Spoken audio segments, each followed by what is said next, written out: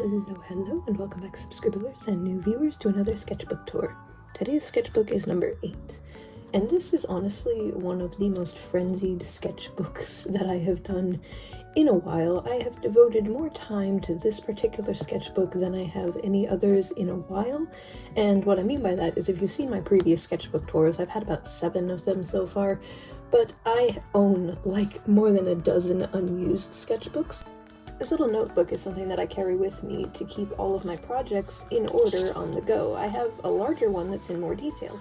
My webtoons comics that are on hiatus, other stories that are incomplete like Nexium, is a world filled with worlds. It is essentially characters like these guys on the cover here that don't actually belong in a story, or characters that I have taken from an old story and they just don't have a purpose anymore and shoved them in there, and vice versa. It's kind of like a rotation for the characters. Sometimes they may never have a story, and sometimes they are perfect for a story that I haven't gotten to yet. Another thing is, some of them are multi-collaborative projects. So the domain of Luxus, I have Luxus voice acted by my friend Chibi Joe. Other projects that I have, such as Fatal Instinct, is voiced by Ion. There are some projects that I have made animatics for that are personally just for me, just little self-indulgence, like the My Little Pony AU, which involves mine and my husband's old pony Sona's, and a random assortment of characters that we made for this male alicorn antagonist. There's a lot that I want to refine for it, and other characters that are from other stories that were collaborative, like Forsaken Immortality, where I just have to revise the characters because they're no longer collaborative stories, but I still want to have these characters. I've grown attached to a large portion of them, and some of them have really interesting character personalities and stuff that I want to continue exploring. I can't always take this jumbo sketchbook with me in my backpack and all the supplies that I use on the go. I use various different types, and the one that I found at the moment is a UK brand called Crawford and Black, because it doesn't bleed through any of the pages. Same thing with highlighters. Color pencils, watercolor for the most part, all on the table. However, any of the other ones that are more alcohol-based, like this Touch Cool brand from Amazon UK that I got, it's just, most of them bleed through the paper, and I can't really work with that because I like to use both sides of the paper. That being said, how far in this sketchbook have I got? Because it's not complete. Well, I've gotten through equivalents of about 22 sheets, but about 44 pages. I consider the pages like how you do with a book, page 1, page 2, and so forth kind of thing. And in total, there is over about, let's say, 56 of the individual sheets, but that's like over 100 pages front and back to be utilized, but I only managed to get through roughly half of it because I want to actually do more of the artwork just for studies and other stuff that I can post either exclusively to Patreon first, and then eventually put it on social medias, or just in general, keeping sketches to myself. So the first thing with the cover of this sketchbook was custom made with my own original characters from Nexium, different skeletons. We have Vale, we have Cammy, Cove, and Gray. And each of these skeletons was made for like last year, where I did one of those like random design generator. I also have a Gaster Blaster for a separate character named Buckthorn that came a little bit later, and these are just 2 little kind of cutouts from a comic that I made where Dust Sands finds a swap biddy. Cute little interactions between them. And then my main channel mascot, when I talk about Stencil Fox, that is me. So sometimes I will say Stencil Fox interacts with the Void. I should probably just be saying me and the Void, and I'm trying to get more used to that for the channel because this is the first time in a long while that I have properly got like a representation for the channel that is me, that you can see on the screen, that isn't a persona. Her name was Vixie, and she is now a proper character because she was supposed to be my persona, but she better fit for the comic that I had in mind as I was fleshing out the story. Said comic is currently on hiatus though, because I want to actually properly work on some of the gaps in the story that I feel like initially were not planned well enough. It's one of those things that I enjoy going back, even though the projects are years old, to work on revising them, and at my current art skill level, I feel like the techniques that I've used in the past don't work anymore. I think my strong suit has almost always been working with character reference sheets, designs, and an attempt at putting the characters in different stories. It's just that I'm not a perfect story writer. I don't think at first anybody is. Some of my old stories are very cringy, but with the new characters and the concepts, I am more confident with them. Even just characters like Cammy, when I made them, I didn't think that I would get so attached to them, but just the little personality that I gave them, that's something that I hadn't done for a while with characters, was really hone in on their personality, give them hobbies, give them things that they like and hate, and it's just something that I'm exploring more of. And I realize this is quite a lengthy intro before the actual sketchbook tour, but it's because I want to share little bits of information about each page, but not go rambling on about it. But I also wanted this to just be something cozy instead of me just doing what I used to do, where I would record the footage ahead of time, and then I would talk over it, so it was very difficult for me to actually talk about specific pages without having to chop up the footage and slow down on the topics that I wanted to. This way it's easier for me to flip to the pages that I need to. So the first page in this actual sketchbook was me trying to build up confidence by practicing warm-ups a lot. It's something that I haven't done in a while. I want to be as confident with my doodles as I am for the fully fleshed out sketches and other illustrations. I have worked on Cammy a fair bit in this sketchbook, along with a handful of other comfort characters, just for the sake of making sure that this sketchbook was filled with stuff that I enjoyed and could share willy-nilly. It wasn't something that I was going to be too self-conscious about. Another reason with the character choices in this sketchbook is to fill a proper page. The sketchbooks I was used to using were only about half this size, or even like the pocket sketchbooks that were even tinier. So I'd only get one drawing per page, and it wasn't really that good of a habit for me personally. Some people, they could easily do that, but I like to have that warm-up space on the page, and then go in and actually draw the other ideas. For Cammy here, I also wanted to do a bitty bones. You'll notice a lot of bitty or tiny microscopic versions of characters in this sketchbook. I was just going through it from January to now. There are some days where I did get art blocked and I had to take a break for a few weeks, but I do plan on using those other sketchbooks that you saw earlier in the video for different projects. I've even put stickers on them and designated them. It's just that I haven't gotten comfortable and confident with them just yet. I was so familiar and used to those smaller sketchbooks that I wasn't branching out for different sketchbooks. It's the same with my iPad. Though this is just the case because I'm using it to record, the old 9.7-inch tablet was way smaller, and I realized that I needed the bigger iPad that I currently have. Working on my avatar and mascot for the channel, I wanted to have something that was identifiable for both silhouette's sake and just in general. If someone was to look at my old avatar the way that I designed them last year with the hair silhouetted alone, you can't really tell, or at least I can't, when it comes to identifying the characters like mascotted like to my channel. It could just be some random character for something entirely different, but I wanted it to be a recognizable, something that, as you saw on the cover of my sketchbook, I have settled on for now.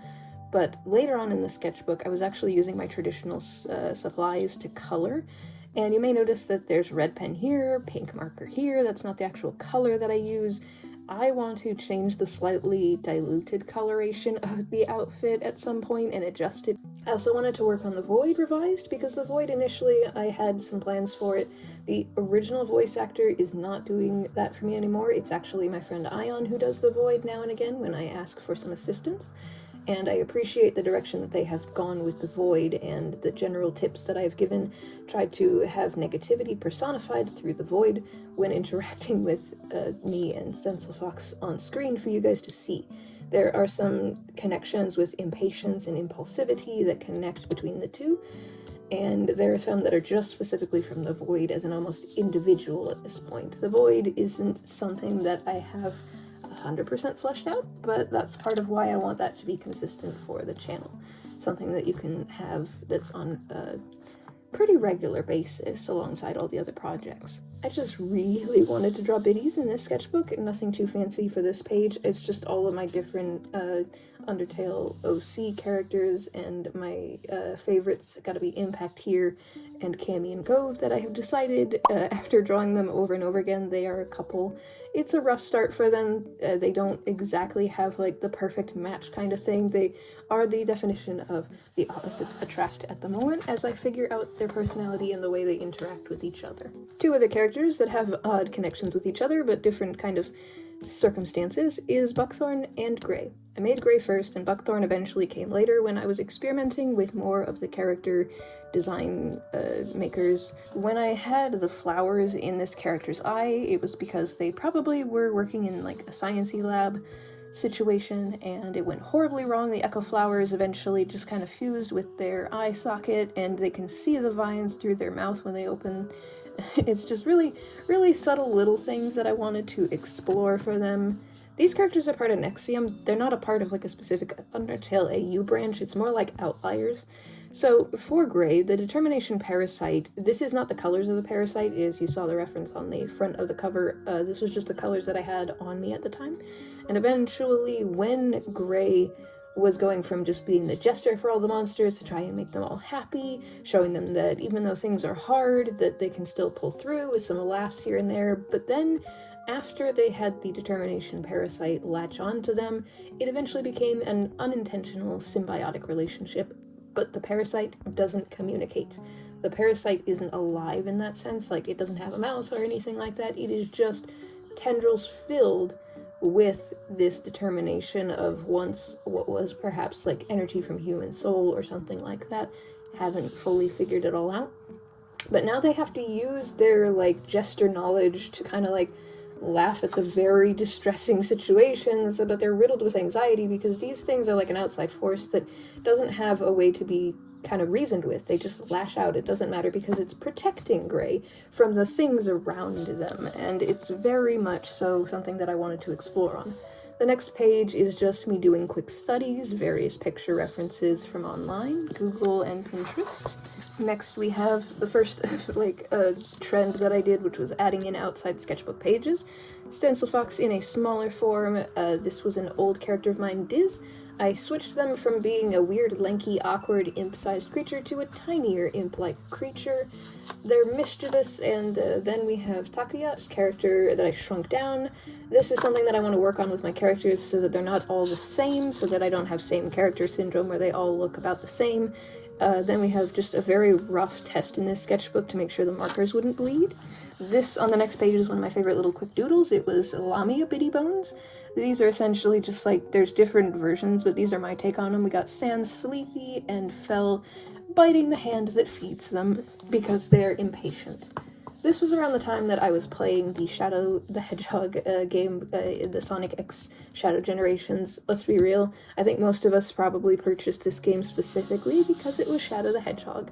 And yes, I myself did go see Sonic 3 when it came out, and it was fantastic.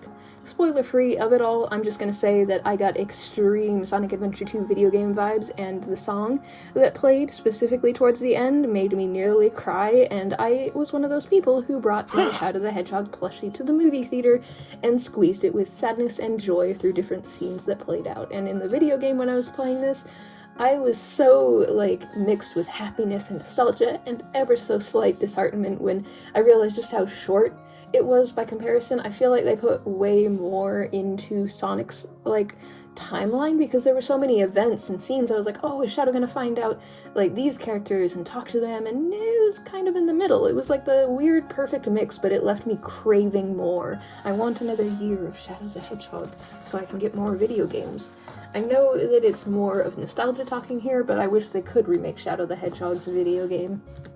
Or at least, a Sonic Adventure 3. Then we get back to more skeletons. I still can't get these skeletons out of my brain, but there are other hyperfixations that have overtaken at the moment. You'll see later on in the sketchbook. So we have these simplified stylizations, just a microscopic bean-sized sans, and just other kind of sanses. These aren't my OCs, they're just generic sanses, so that I could practice.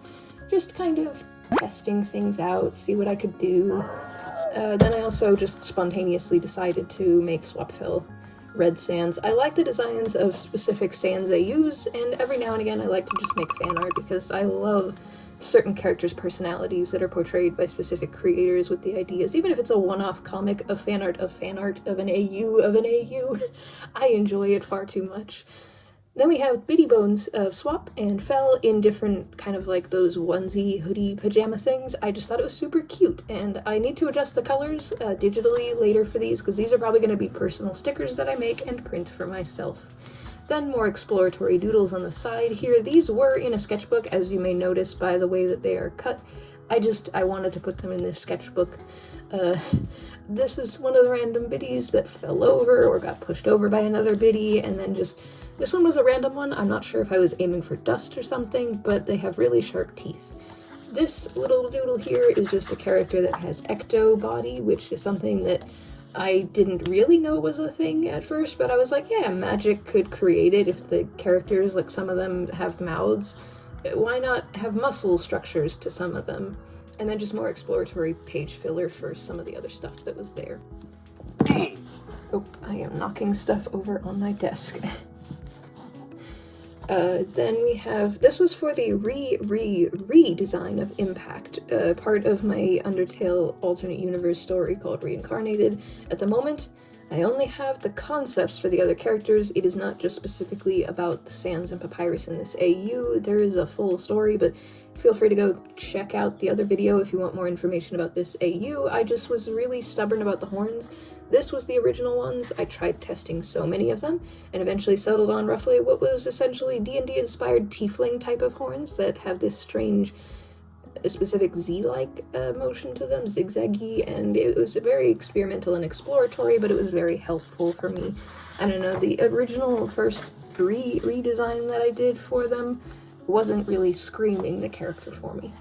So these are my thumbnail sections for current ongoing projects. So the first one is the copycat meme recreation. Initially I made it with my Protogen character Spice, but this idea came to me after I made the wolf animation meme, where I was like, I want to have the interactions between the Void and me with Stencil Fox kind of like in the art studio, and they're really struggling with that mixture of that kind of like imposter syndrome and also just other things that I wanted to explore of the fight between kind of rejecting and accepting the Void's help.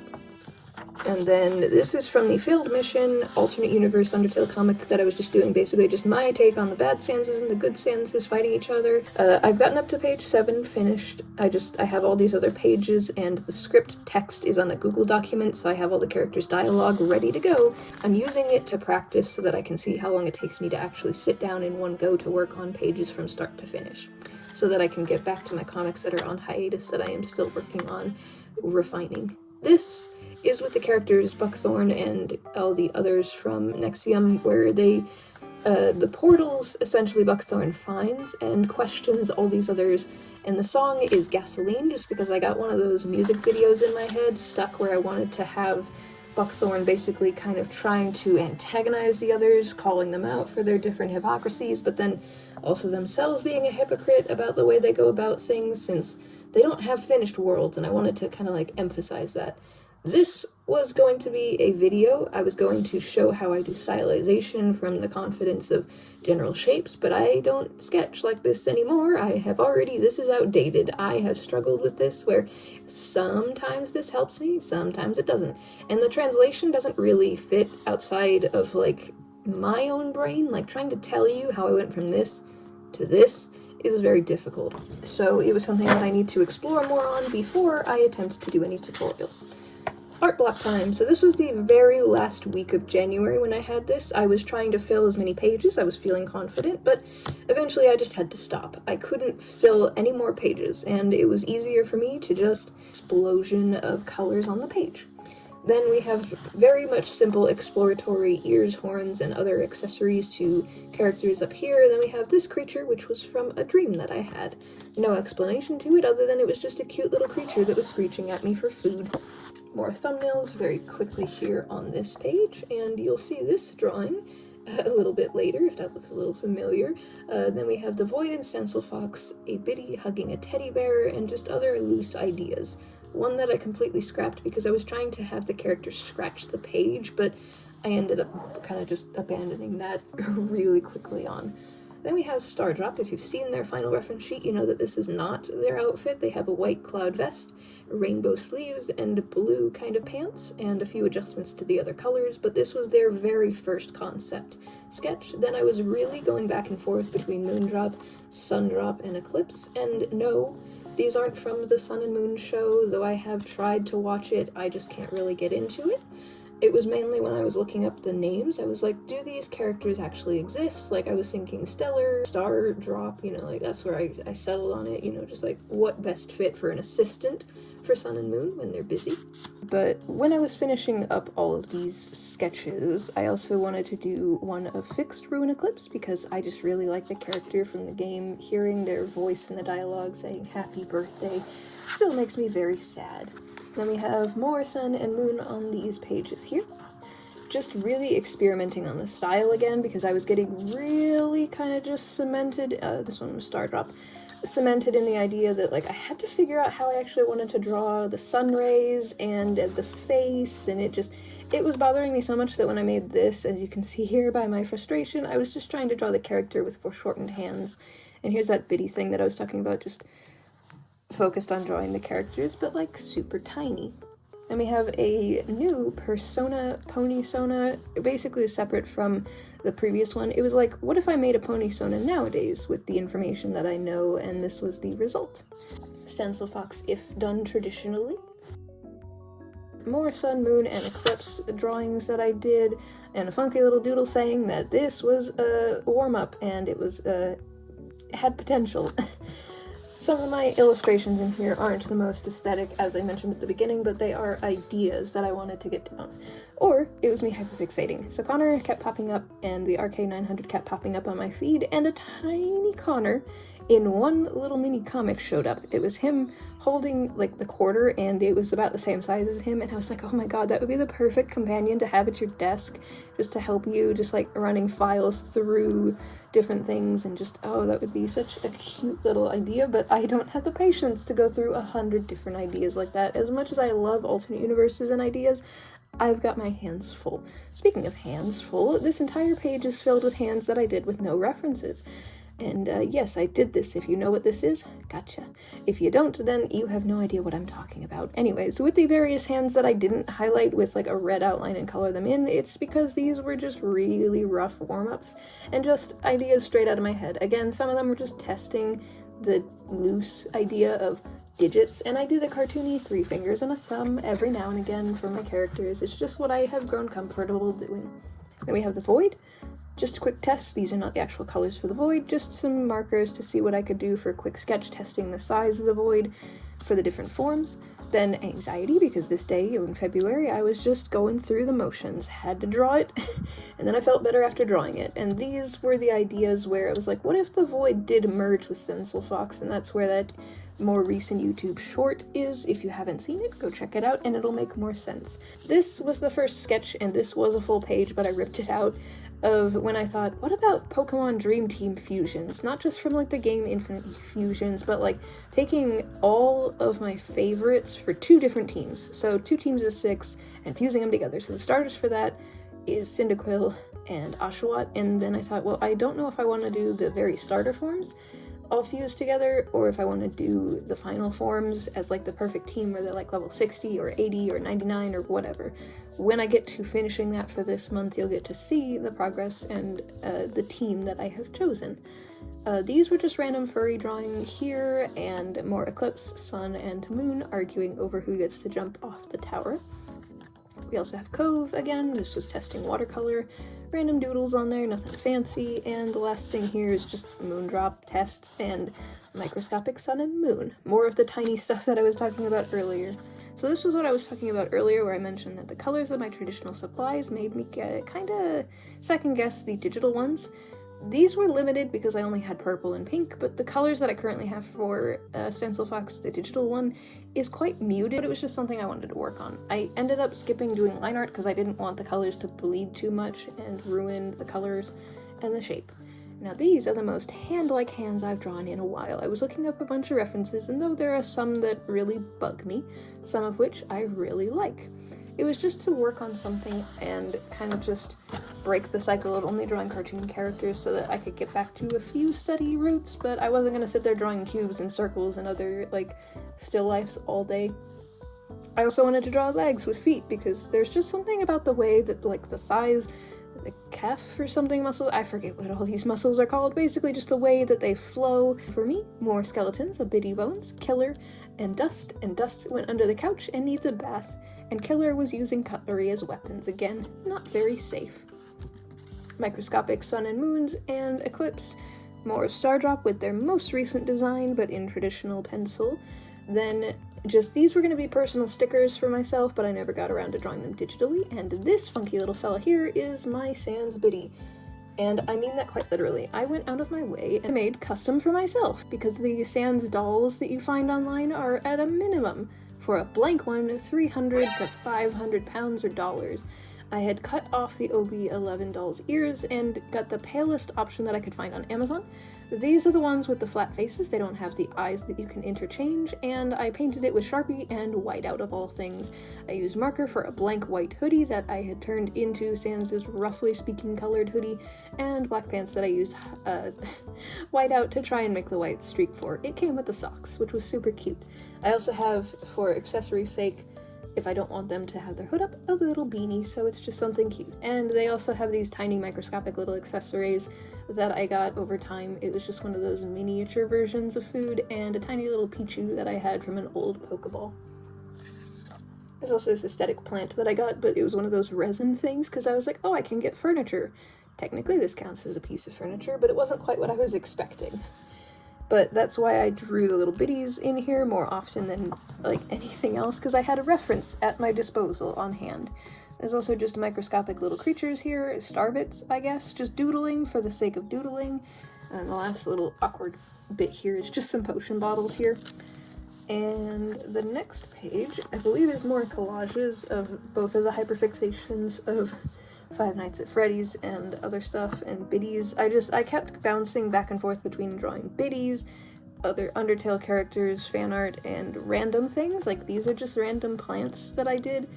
Then I have Sun and Moon in the microscopic form. Just the idea of having little companions that are super small was fun. This was just a random OC, a demon one. I'm not sure if I'll utilize them for anything fancy. These are just filler pages for monster ideas, because I was thinking of the Pokemon fusions and other things like that, just to get some ideas down.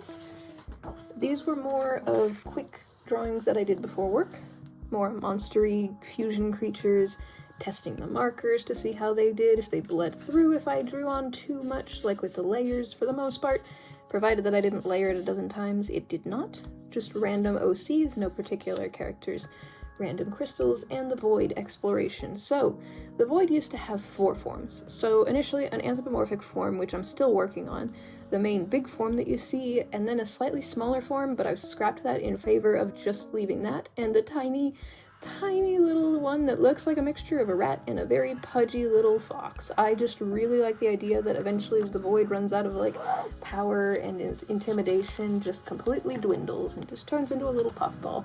There's also just these testing markers, just different shapes. I thought this was fun. This little cluster and this was my favorite. The others were kind of just on the spot quick ideas. Then we have this funky little page. Not really proud of this one because I went with same face syndrome and same hair syndrome of every Neko character that's ever existed. I just was feeling the old 2000s vibe, I guess. Random mushrooms, testing out different layers of the colors. It's not perfect, but it is pretty much just the point across. Then, this is actually a drawing that I had from an old sketchbook. I tore out that and I colored it in, giving it golden spooky eyes and deepening the color for where the scars and shadows were, just to kind of explore the ghost cat creature. Rounding off, getting closer to the end, we have just kind of swatches with crayons or colored pencils, random fish, and this was me trying to figure out why I get so frustrated with stylization. So when drawing Pokemon, it is great to be able to reference and replicate the Pokemon style, because that's awesome, getting to quickly do like the outline silhouette. I was pausing the anime so that I could draw what I was seeing on screen, but it was frustrating to me that I couldn't actually go from here to stylizing it yet. That's why I'm working on the Pokemon Fusions Dream Team, another same face syndromed random character, and muscle anatomy practice, because I still don't know how to draw men's muscles with like those back muscles, the general abs and chest and all that stuff. And then these you can't really see, but there were foxes outside the window at night screaming at each other, but I couldn't actually see them, but I could hear them. See, like, I adore foxes, but goodness me, sometimes in the middle of the night, I just hear them screaming at the top of their lungs. The next page is another very quick exploratory one with colors. Instead of markers, I was using pencils. So this one was me working on just fire, water, earth, and electrical or other energy. Nothing too fancy. The next page is more of the skeleton characters. I have Vale, who had gotten injured in an attempt to be sort of that hero complex thing where they just self-appointed guardian, wanted to go help, but it kind of backfired. Cove getting angry at someone because they're staring too long. I didn't mention it yet, I think, where they have illusion magic, so their hoodie is not actually because they're a demon, they just can animate the hoodie with magic, so the tail sways along with their mood, the wings puff up, and all that kind of stuff. It's like an animated hoodie, but they happen to have really pretty blue for the inner part of their eye socket instead of it being black, and white bright eyeballs, so they tend to draw a lot of attention from people who find them very aesthetically pleasing. Cammy is super sweet and just trying to offer just general kindness here, and trying to hide the fact that they are still in agony, but they are trying to just kind of put on a funky little show, just laugh off the scary. This is my favorite page at the moment because I'm going to turn this into a digital piece, be it a thumbnail or something like that. It is essentially just the Void and Stencil Fox interacting as if they were face to face, but I did it in that funky little style that's like split screen. I also have the tails of the Void crossing over to show that it's almost like the Void is standing right in front of her and almost wrapping the tails around to keep her in place kind of look. Then we have some of the human characters from that particular story of Forsaken Immortality that I was talking about briefly, where this is one of the main protagonists, alongside a few of the others, a private detective investigator. I have given them a slight glow-up from their old design. I don't remember if I've unlisted or removed some of the old videos because they had other collaborative characters that don't belong to me. I just couldn't bring myself to work on those projects the way that I used to, so the characters for the most part are still roughly the same concept. I wanted to keep him as a private detective, it's just that I changed a few things. He doesn't have any fancy powers, he's just a human who at the moment is trying to help out because some of the police in this universe don't really like the idea that stuff like vampires, angels, and demons and other strange anomalies exist. Then we have random quick page fillers, just quick random designs that were a little bit askew. Random funky little demon blobs. This creature reminds me of the Scooby-Doo villain, that weird electrical blue creature. Mew doodles because I was playing Pokemon at the time, and the Void biting a hand, and just other page filler. The next page is a quick test because I haven't done bird characters. As far as I know, I don't think I really have one like this. These are not the actual colors, these are just what I had on hand. I thought, do I want to make them short, medium, or tall? So I did that first on a separate page, then I brought all these together and settled upon wings instead of hands, but I wasn't sure if they have like opposable digits to them or not. I couldn't decide whether I wanted a solid eyeball or an actual iris eyeball or whatever they are, so it's not perfect, but I do actually like the idea of having a couple of bird characters for some of my world stuff. Then we get to the Void's anthroform. It is still a work in progress, and this is actually because of another sketch in one of my older sketchbooks, which I think I've shared on the channel before. But essentially this drawing here sparked me trying to draw it again, and the body type in this one, I don't know if it's because it's well-rounded and even, or if it's just the way that I positioned him on this page. I really like this drawing. I want to take this and kind of take a picture of it and do it digitally, but there's also something about this that just screams like really angry, intimidating, and sharp.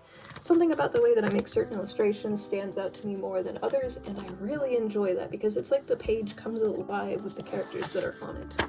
The next page is Silly Little Doodles again, and this is my favorite little goober. I just adore the tiny little random ditty swap about to take a giant bite out of a slice of watermelon, and other random doodles on the page, random small stencil fox. Kirby, but I was messing around with the colors and I forgot that when you layer the yellow with the red, it kind of comes out red orange, so these look like those colored changes that you can eventually unlock in the old Kirby DS games. Funky little stuff. Quick doodle of the Void, and Cammy just being Cammy. We are almost at the very last couple of pages here. I know that this is a very long sketchbook tour, but I really hope that you guys enjoy this format. I also really enjoy getting to talk about all the characters and fan art, the reasons behind all of them. So Oliver is also part of that story. Oliver is actually one of the obscure characters that is a natural shapeshifter, which frustrates the main antagonist of the story, who's a scientist who is trying to mix animal and human DNA to help save his wife, but it ended horribly because the wife passed away before the project could finish, and now there are a bunch of traumatized college students that have suffered the consequences of his actions. Hence why Fletcher is on his private detective stuff, doing his thing to try and help them out. This page was dedicated to the Void and random blobs. I don't really know what happened here. I just started to fill in the page with red marker and made these abominations. The Void here, this is a quick sketch concept of what if the Void was about to attack, and all the tales, I don't really know if I am going for a Kitsune mix for the lore between the Void and the Stencil Fox, because they are both very mythical. They can shapeshift between a few different forms. If it wasn't apparent by the intro of my channel, Stencil Fox does indeed change from humanoid to a four-legged kind of canine creature, and then also kind of has a furry form, but I'm kind of debating on revising that. Then an Animal Crossing New Horizons idea where I was like, what if the Void was one of the characters, just being grumpy and sleepy, laughs at you if you fall into a pitfall that they totally placed there, and just staring at you for hours at a time. The very last page, this hits some old nostalgia. Perfect way to end this for a future concept idea. So this is a character from Zatchbell, however you pronounce that. I'm just pronouncing it how I roughly remember it.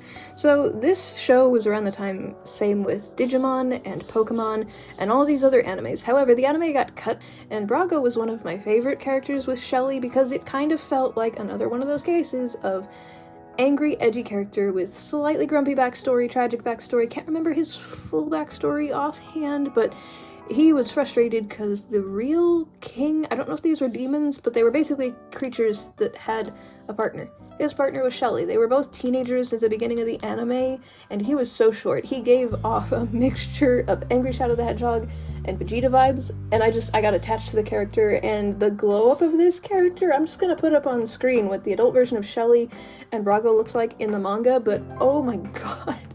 I didn't expect this tiny angry teenager to turn into such a behemoth, because he's shorter than her. Like, he's supposedly approximately like 4 or 5 feet, because she's supposed to be about like 5 foot 6 inches, which is around my height, so I can imagine this small fella jumping up to like nearly 8 feet tall being a very alarming thing, because he is depicted as very vicious, heartless, and bloodthirsty.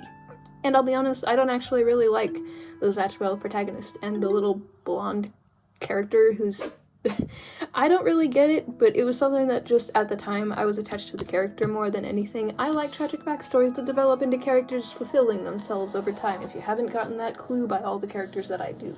But that is as far as I got for this. And let me know if you guys like this format, or if you want to go back to the more edited down versions of these videos without me going into too much of what's on the actual pages. Thank you so very much, subscribers and new viewers, and I'll see you all in the next video where I do Pokemon Fusion Dream Team. That's all the time that we have for today. Thank you so very much. If you have not already, don't forget to leave some likes and comments and subscribe to join the Subscribblers squad. In the meantime, don't forget to check out some of my playlists, and if you would like any fan artwork featured at the end of the video in the Subscribblers gallery, tag me in it. I would love to see what you guys make. And if you'd like to support my works and see more, check out my card link below, especially for the patron exclusive rewards. £2 a month, the Fennec Fox tier gets you access to secret sketches and artwork early.